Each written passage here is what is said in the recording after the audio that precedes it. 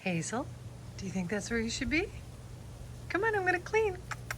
Good dog. Hey, it's Margie with the Asking Spot, and normally it's here's what I found, and I like to show you it right away. But this piece, I got it at an estate sale, and I only paid $3, so that's good. Cause the second I brought it into our lanai, I noticed my dog sniffing at it a bit. Not a big deal, but I turned my back, came back around.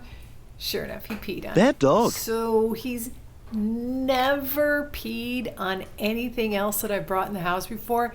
It is only when he's reacting to some other animal that has peed on something. Ew, ew, ew, ew. Yeah. So there's your heads up. Always clean whatever it is first. On closer inspection, I'm a little disappointed because it's actually in pretty good condition. Here's the thing. It is actually looking pretty great, and the problem I have with that is I was really looking forward to using the steel stick. I have done it before with my plant stand. I'll do one of these, and I'll link in the description box below. It is such a great product that I was like, woohoo, I want to try it again. This thing's just got some minor extra rust hanging on, but I might be able to remedy that because you see, I bought this. I want to try it. What can I say? You know how they say don't go shopping hungry? Don't go aimlessly wandering in Harbor Freight, because I saw this and I was like, oh, that's not that bad. And you know, I deal with enough metal and rust pieces that I figured this will come in handy eventually.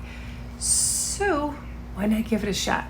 And if I create some real destruction, well, hey, I got steel stick, right? That doesn't sound right. That's probably not the way to go at this, but it's what I'm going for. First, to get all the safety apparel on.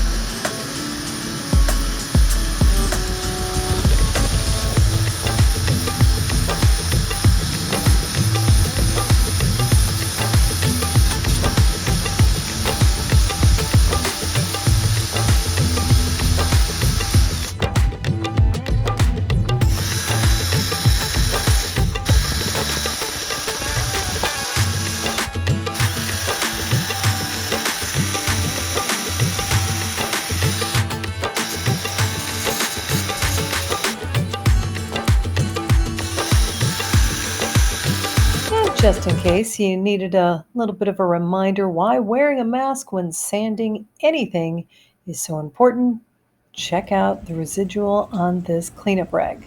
Not good. Little disappointed that I'm not going to be able to use a steel stick. Yeah, it's still in good enough shape. However, I am really pleased with this. It took a little bit of getting used to bracing it so it wouldn't move around a lot. However, in like 30 minutes, I was able to go through this whole thing and get any of the flaking paint off of it, which is huge when you're trying to redo it. And it sanded down pretty well. So I'm kind of pleased with how this worked. So next step is to go ahead and use some rust reformer so I can block any of the rust that might be developing, to take the rust that it is there and just keep it the way it is. And then I'm gonna have some fun.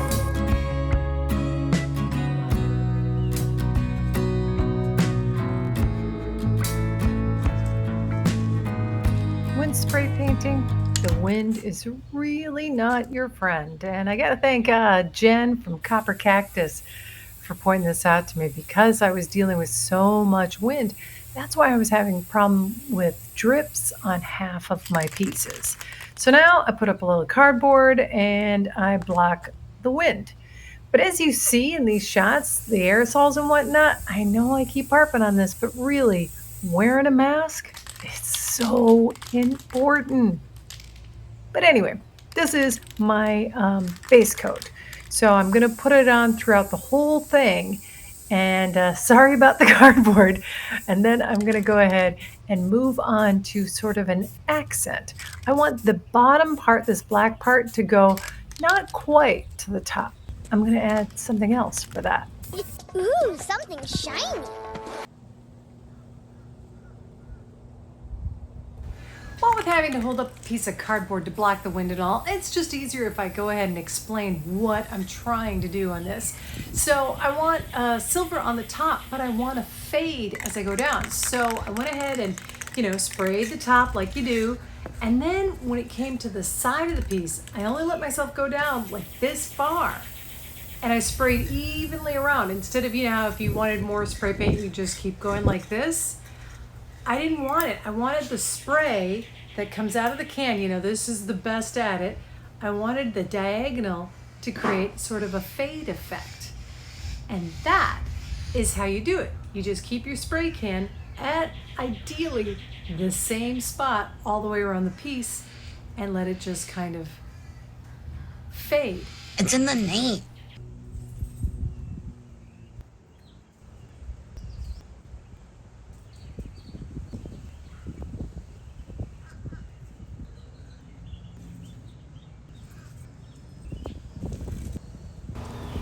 Gonna take a look back at where we started, and if you could please subscribe, give a thumbs up. It really helps out the channel and I appreciate it very, very much.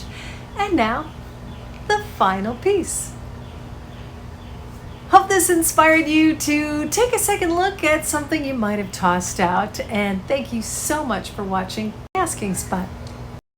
Hey, real quick warning, it may seem obvious to some, but if you don't live in the South and maybe you're not used to this, your hose usually gets some residual water left in it from the last time you used it, and when that hose sits out in the sun, that water gets super dangerously hot. So be careful when you turn it on that you're not spraying it directly at a person, a pet, or a plant, because it could do some rather bad damage. Of course, once that water runs through, then you're going to be fine. The good news, I guess, is that it doesn't have any major damage. Neighbor. This worked in like 30 minutes or less. I was able to go through and not only get all the flaking sand or flaking paint off. I hope it inspires you to not toss something right away. Maybe give it a second shot and see if this helps. Not going anywhere with this.